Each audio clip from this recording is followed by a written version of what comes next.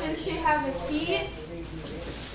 So thank you for being here for the Grand Bag Lunch. I am Isabel, for the one who don't know me. And sorry, I have an accent, I'm from France. I'm the new curator at the museum. And I have a couple of announcements to make before we jump into the 16th century. So I have my little cheat sheet here. Lots of events coming up. August 16th is going to be the next third event.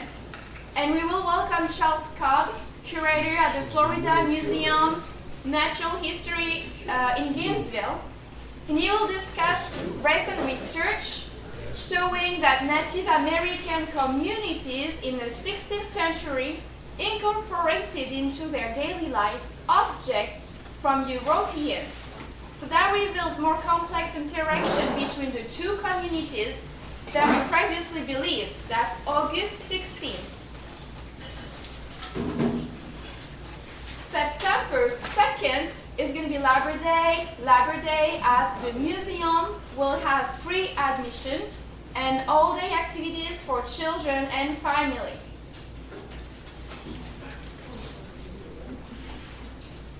September 4th, we're going to have the next Grand Bag Lunch on Wednesday. It's going to be led by Holly Lane, which is a regular docent here at the museum. September 6th, we're going to have tickets on sale. Maybe you heard about it. It's our Graveside Chronicles. We started advertising it. The event is on October 12th.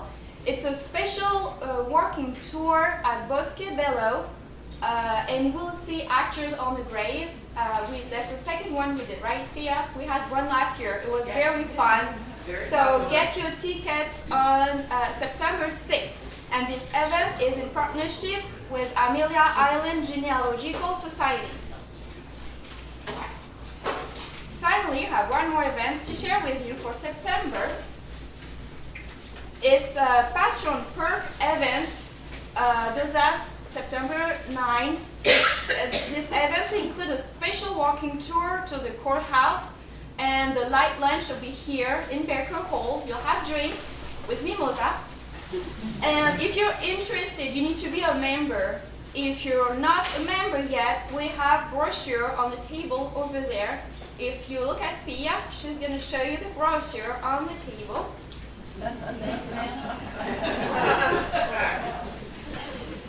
Now, I'm going to talk about Kathy, who is going to be shortly, I promise. Don't make promises. So I'm going to try to speak slowly. So Kathy, you may know her. She's really well known at the museum. She started volunteering actually same time as me. We were trained together as walking tour guides. Now she leads all the tours you can find at the museum. The Central Street Tour, the Gilded Age Tour, the Architecture Tour, the Ghost Tours, the Murder, Mystery and Mayhem Tour, and she's a regular docent at the museum. So she's here several times a week.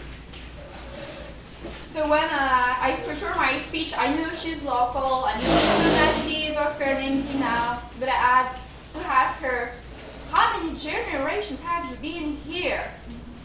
Any thoughts? How many generations Kathy has been here? 3. 8. 8 generations, you already know her. So if you get the chance to hang out with her, she always has great stories to share.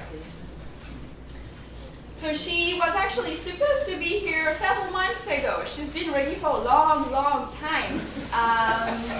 So this Grand Bag Lunch series is covering this year the 8 flags. So we started in January with the first flag. Who knows what was the first flag? Raise your hand. What was the first flag on Amelia Island? French, yes. So the second flag, bravo. The second flag is a Spanish flag, and Kathy was supposed to be here in February, but unfortunately she got sick. So we're very happy to have her now on time.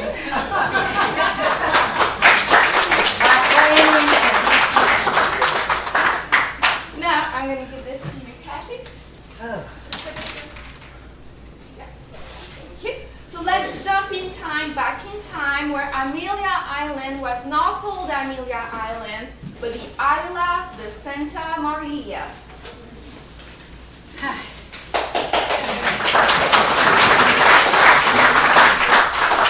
Can't tell time anymore, I guess. That's the way my excuse, and I'm sticking to it. Do I have the clicker or you got it? Okay. All right. Like she probably said, my name is Kathy Adams, and I'm one of the docents here at the museum. I love this museum and the history it represents, and I hope I can give you a good history on the Spanish. Sorry, I missed the March explanation of all the Spanish history. So I am going to try and go back and review a few things so it'll catch you up and you'll understand what I'm talking about. Lost one of my little things. Oh, there it is. The Spanish flag, if you notice here, is called the Cross of Burgundy. And the Cross of Burgundy was based on the wooden cross on which St. Andrew, the apostle, was crucified. And he was also considered the patron saint of the Duchy of Burgundy. And that's where the Spanish got their flag.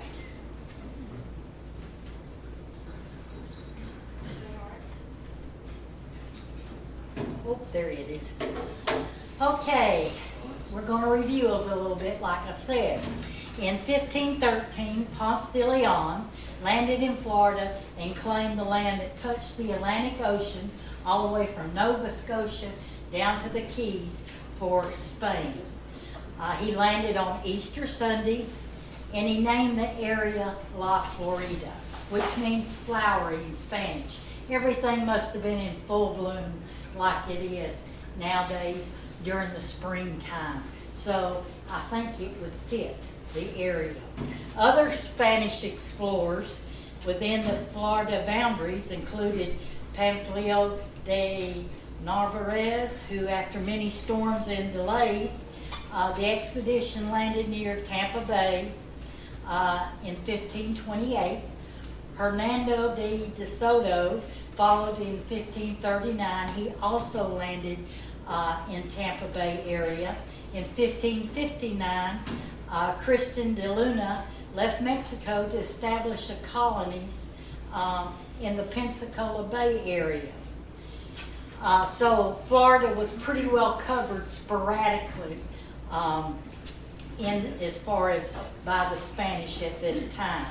Now in 1561, Spain's King Philip II issued a sedilla, which is a royal decree, and stated that Spain would try no more to colonize Florida. And we see how far that got. As Spain repeatedly, the Spanish flag repeatedly flies over our area. Now, Spanish Florida was the first major European land claim and attempted settlement in North America during the European Age of Discovery. While its boundaries were never fully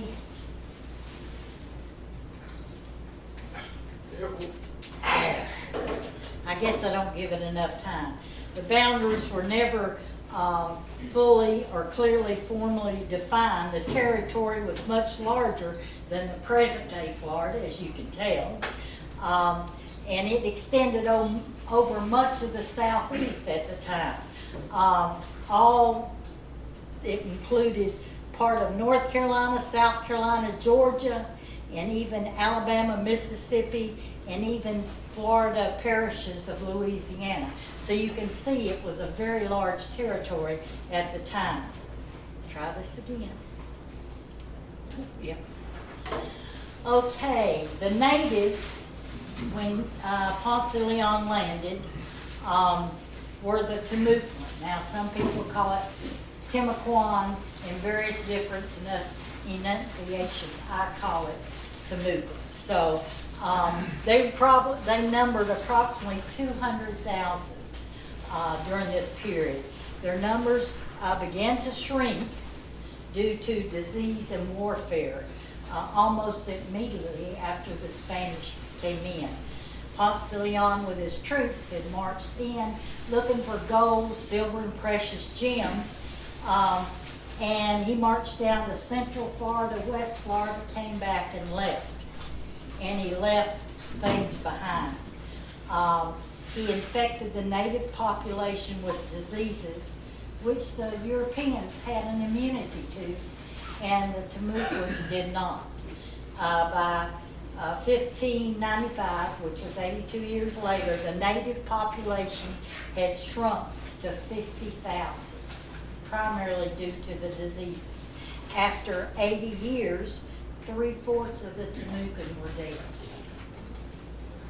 So, as I said earlier, Spain's King Philip II issued this edict. So Spain was supposed to try no more to colonize Florida.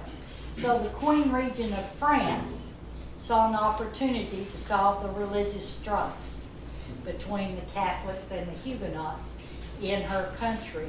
So she decided she would send an expedition. If she could get the Huguenots to move to the New World, then she wouldn't have the religious strife in her country, and the Huguenots could worship as they pleased also. So she sent the first expedition, and it was headed by Jean Ribault, the first one, in 1562, and he landed here and called it Isle de May. And he raised the French flag. Now, I know everybody, since we've had the Olympics on the TV most of the time here lately, that's not what the French flag looks like now. It's red, white, and blue in sections. And this is what the French flag looked like when it flew over our island. Now, Ribault left and returned to France, and he reported his findings to the Queen. And 2 years later, a second expedition came with 1,000 Huguenots. It was led by René de Laudonnière, and it consists of men, women, and children. And they had blacksmiths, farmers, and carpenters. So all the people necessary to build a good colony. They did not land here on the island, though. They went a little further south, entered the St. John's River, and established a colony on St. John's Bluff called Fort Caroline. And Margaret Newton was the one in February that gave you a lot of this information. I'm just reviewing. Ribault then returned in 1565 with the much needed supplies and men and munitions. Now, as a side note, the French and Spanish were at peace in Europe, but this peace did not extend to the New World or the high seas. King Philip II of Spain warned France that Spain would not tolerate any French colonies on Spanish land, nor would they tolerate the French setting up colonies along the Spanish shipping routes, as they posed a threat to the treasure-laden ships coming from Mexico and Peru, where they were getting the golds from the Incas and the Aztecs. They still laid claim to Florida, the Spanish did, by the law of discovery. Now, Spain's King Philip II contracted with Pedro Menendez, who he was a wealthy man and an admiral in the Spanish Navy. He wanted him to found 2 cities in the New World. The king also commissioned Menendez to drive out any non-Spanish adventurers from the land, all the way from Newfoundland all the way around to St. Joseph Bay, which is on the north coast of the Gulf of Mexico. In return, Menendez received a large land grants and a new title, just as Cortez had received for conquering Mexico. Menendez wanted to find the fabled Northwest Passage that so many explorers had tried to find, the passage to the Orient. And he also was searching for his son, who had been lost at sea in 1563 during a hurricane off the Florida coast. He found neither. Menendez is also credited with being the chief planner of the formalized Spanish treasure fleet.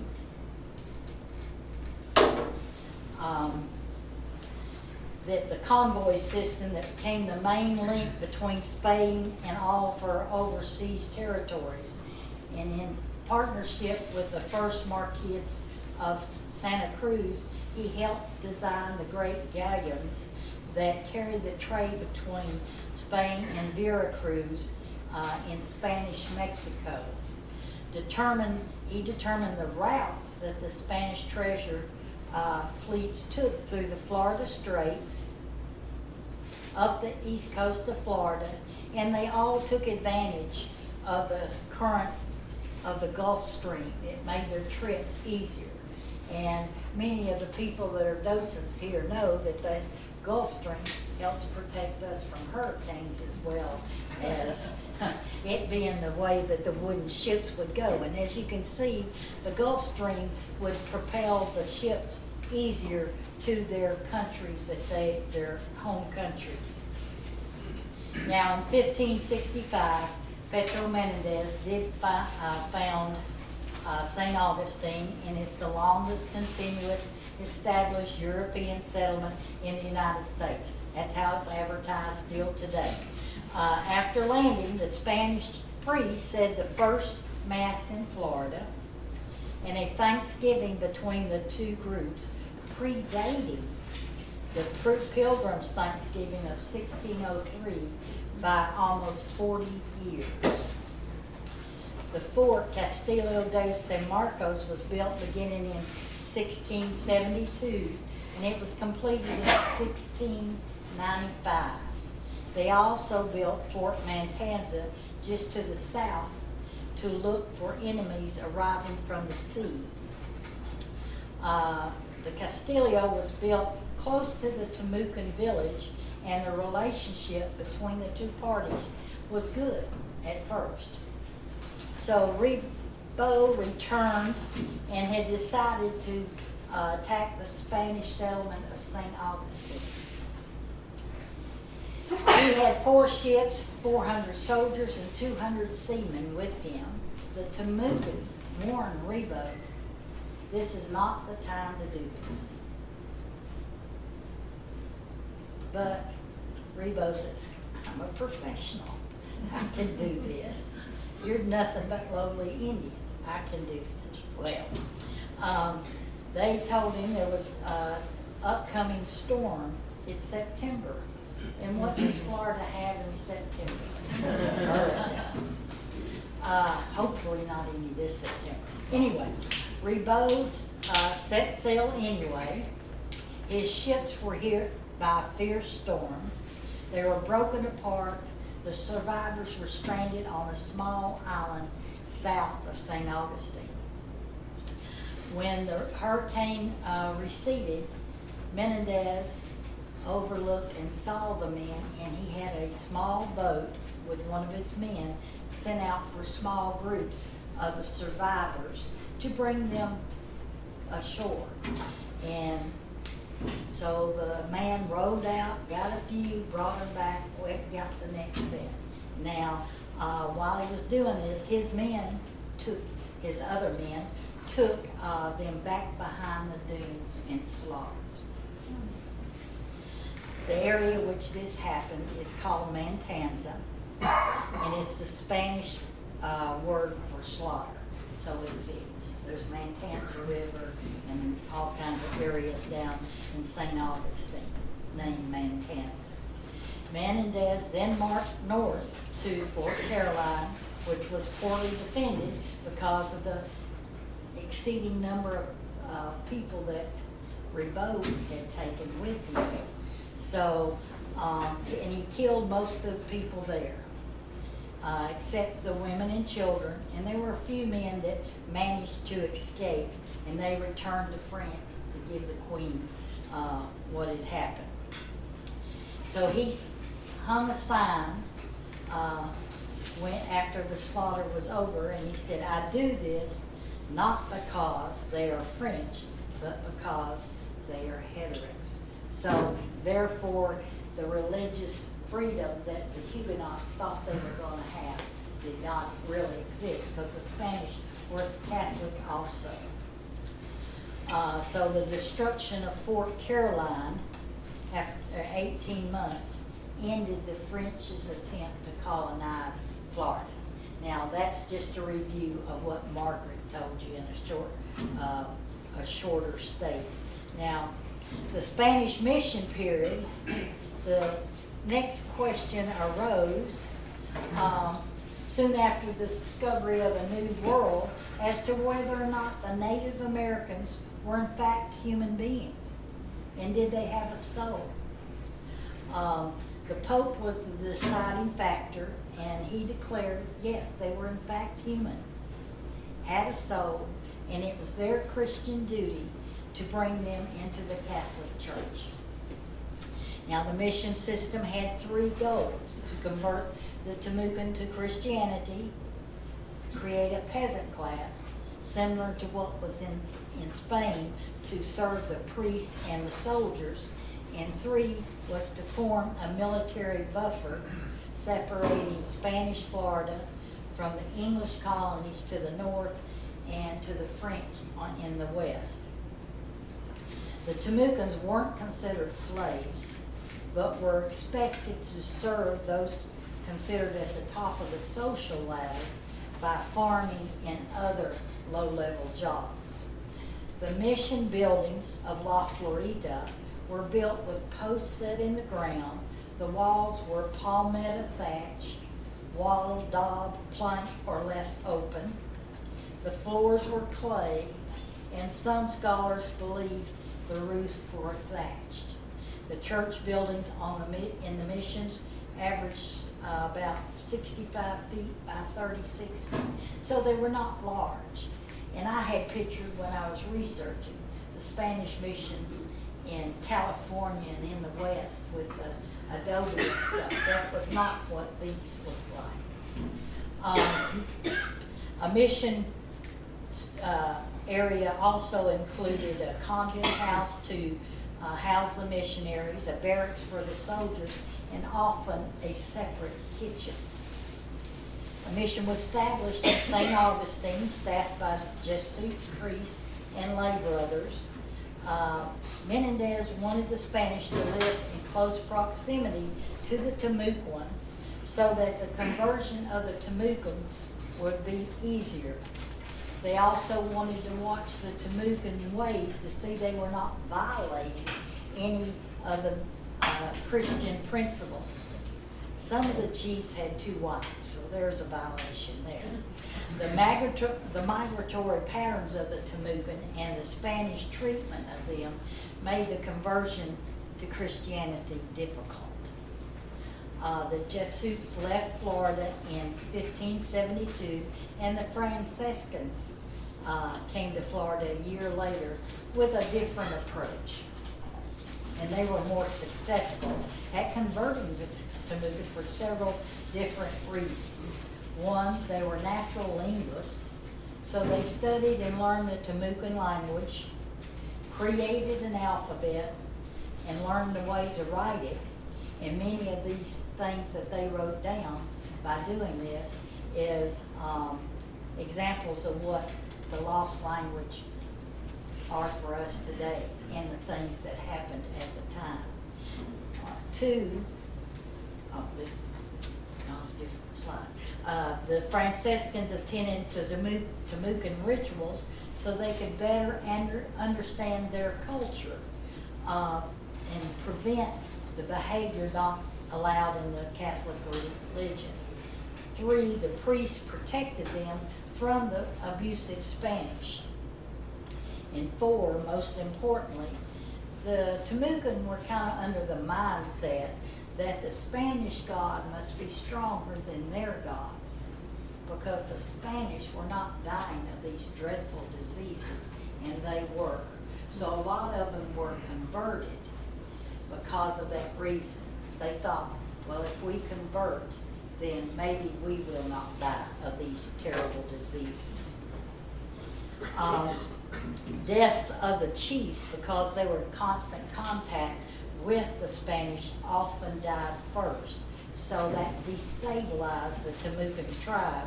Also, if the leaders didn't obey the Spanish, they were often killed. In 1573, Franciscan monks established Santa Maria mission on the island. The Spanish flag flew over the Isle of Santa Maria for the next 129 years, from 1513 to 1702. And these are the missions that were listed on Amelia Island at one time or the other. And my pronunciation will tear these apart, but I'll give it a try. Santa Clara de Tuluqui, Santa Catalina or Santa Maria de Gali, and Tutica Mission, which was moved to Cumberland Island by 1575, and then to Amelia Island by 1695. Well, the Temucans were overworked, and their chiefs were insulted by the Spanish. The Temucans did rebel, and the Spanish retribution was fierce and lethal. British and French pirates were repeatedly attacking the Spanish missions. The Spanish decided they could no longer protect the natives or the priests in such a large area. And you remember the large area that I showed you earlier. So they moved all the missions south of the St. Mary's River, leaving all of Georgia to the British, and even abandoning some of the more westerly mission sites. Some Native Americans even left the area in search of land without European control on it, which further weakened the Spanish defenses. And a little side note, the British colony of Jamestown was established in 1607, and the British colonists, like the Spanish, tried to ally themselves with the native tribes in the area. The British colonies had spread to South Carolina by 1663, and Charlestown, or as we know it today, Charleston, was founded in 1670. So,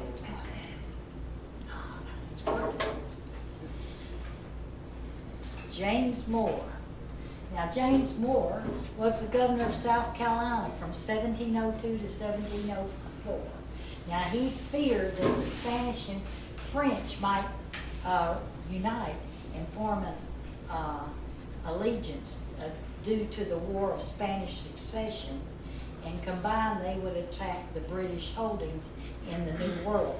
So he asked the Carolina Commons to wage a strike by taking St. Augustine before it could be strengthened by the French forces.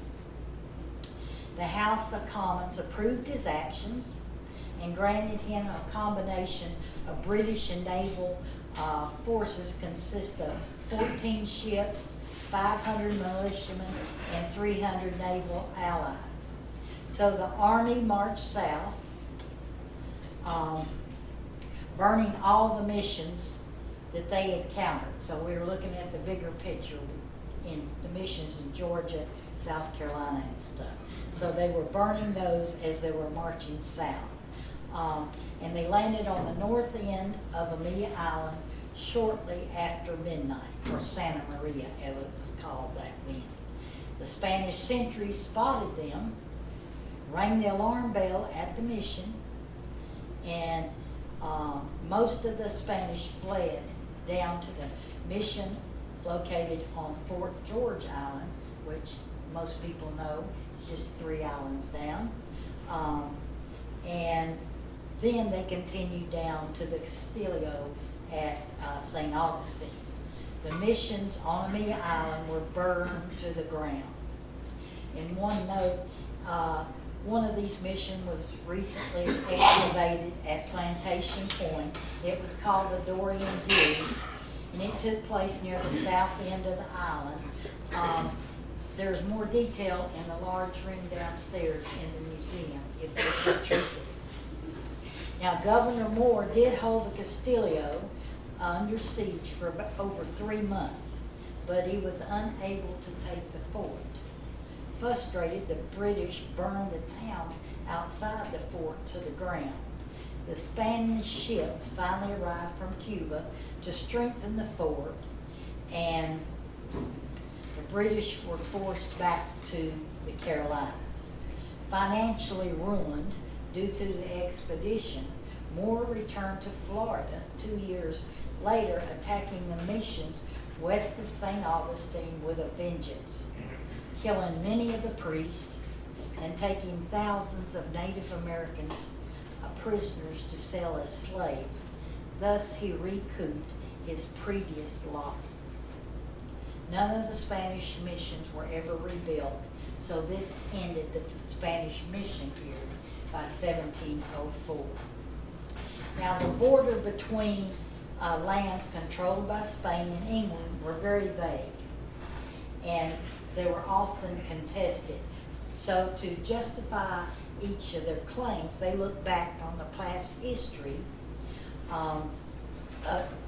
to their claims on Florida. The British look back at John Calvert and his coastal explorations in 1497. The Spanish used the landing of Ponce de Leon in 1513.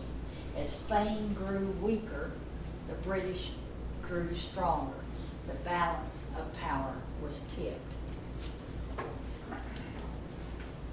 James Oglethorpe, who was the governor of Georgia, was considered a humanitarian. He was wanting the poorest in England, those in debtor prison, to improve their lives by establishing a colony for them in the New World. So King George Britain approved this request. The 3 purposes were to provide the imprisoned the right to be free and live productive lives. Trade would expand, and it would create a buffer to protect Carolina from Spanish Florida. Savannah was established as the center of this new colony in 1733. So Oglethorpe began pushing south. The boundary was so vague with Spain, he visited our island in 1736 and gave it the name Amelia. The name was chosen in honor of the second and favorite daughter of King George, Amelia Sophia Eleonora. He fell in love with our island, so he convinced the Spanish governor to swap Amelia Island for Fort George. Fort George is where the British had a settlement. So they figured they would swap them, and Fort George would be closer to St. Augustine, so it'd be less distance for the Spanish to have to protect, and Amelia would be under the British rule. So Amelia Island was then considered the southernmost possession of British North America. The British withdrew from Fort George Island. The King of Spain nor the King of Britain were never informed about this illegal treaty. So a settlement of 40 people was formed, and it was guarded by Scottish Highlanders overlooking the harbor. The settlement survived for about 6 years until the Spanish attacked the settlement and killed 2 of the Highlanders in 1739. This act enraged Oglethorpe, So he tried to lay siege to the Castillo at St. Augustine, but he had no more success than Governor James Moore had earlier. Spanish warships appeared off the coast of Amelia Island, and Oglethorpe withdrew to Fort William on Cumberland Island. And for the next 14 years, Amelia Island was essentially unoccupied. Boy, if they could see it now. So during the French and Indian War in 1761, Spain made the mistake of siding with France. The British had conquered Havana, and due to the Treaty of Paris in 1763, Spain was forced to give up Florida in order to retain Cuba back, as it was a very important part of their trade route from Mexico and Peru. When all the Spanish land grants were canceled, over 3,000 Spanish residents were forced to leave Florida. The Spanish took the remaining Timucua and Indians from other tribes to Cuba with them. Free blacks were also transported because Spain believed that the British would enslave them, which they were probably right. Many escaped slaves came south during both of the Spanish periods, and the Spanish did not return them. And many of now free people were welcomed by the Seminoles, where they settled in villages near the Indian encampments. Amelia Island, like much of Spanish Florida, had a large population of free blacks for centuries. During the mid-1700s, small bands of Creek and other Native American refugees began moving south into Florida after being forced off their lands by South Carolina settlements and raids. They were later joined by African Americans fleeing slavery in nearby colonies. These newcomers, plus perhaps a few of the surviving descendants of the indigenous Florida peoples, eventually merged into the new Seminole culture. So the Seminoles were a combination of several tribes that were settling down here after moving elsewhere. Now, Great Britain eventually or temporarily gained control of Florida beginning in 1763 as a result of the Anglo-Spanish War, when the British captured Havana, the principal port of Spain's New World colonies. Peace was signed in February 1763, and the British left Cuba in July that year, having traded Cuba to Spain for Florida. The Spanish population of Florida, like I said earlier, traded positions and immigrated to Cuba. While the British occupied the Florida territory, it did not develop it further. The British did introduce the plantation system to the island, and there were several plantations on the island. Unlike the Spanish, they were not interested in creating missions or conversion of the Timucua. One of these plantations was the Egmont Plantation, and if you drive down Atlantic Boulevard toward the beach, look to the left at the creek, and where the playground is, you'll see a historic marker. That's where that area is where the Egmont Plantation was. The largest plantation was the Harrison Plantation, located on the south end of the island. They grew Sea Island cotton, indigo, and rice. Sea Island cotton was a softer cotton, easier to work with, and preferred, just like I guess we do now with other cottons, Egyptian cottons that we have nowadays. Now, sparsely populated British Florida stayed loyal to the crown during the American Revolutionary War. Forgot to hit the button. And by the terms of the Treaty of Paris, when the war ended, the territory was again returned to Spain. So unlike the story was that the Spanish king said that Spain would try no more to colonize Florida, you can see the flag came back time and time again. And that's the end of my presentation. So does anybody have any questions? Where was the Yellow Bluff plantation? From what I could find, it was largely where we're sitting now. The new Fernandina area. As you all know, the original Fernandina was where Old Town is now. Yes, ma'am. On one of your slides, you have the, like, Camino Real, all the Spanish Yeah. things. Is that still in existence, or any of those, were they, are there any All of them. markers along the way? I don't know if there are markers. I did not get that far Okay. into research. But that was the road that they all Travel. Time's up. I didn't follow the rules. But that was the road or path that they used and what they established at that time. Thank you. Anybody else? Well, thank you, and I appreciate it. So, we heard that you're eighth generation. Yes, ma'am, sir. When did your ancestors move? They moved here in the early 1600s, and they had Spanish land grants. Now their property was over toward Kings Ferry, which is toward Hilliard. And there's a cemetery there, and Mr. Owen, he owns the land now, Owen's Farm Road. He donated an acre lot where the cemetery sits, and descendants go out every so often and clean it up.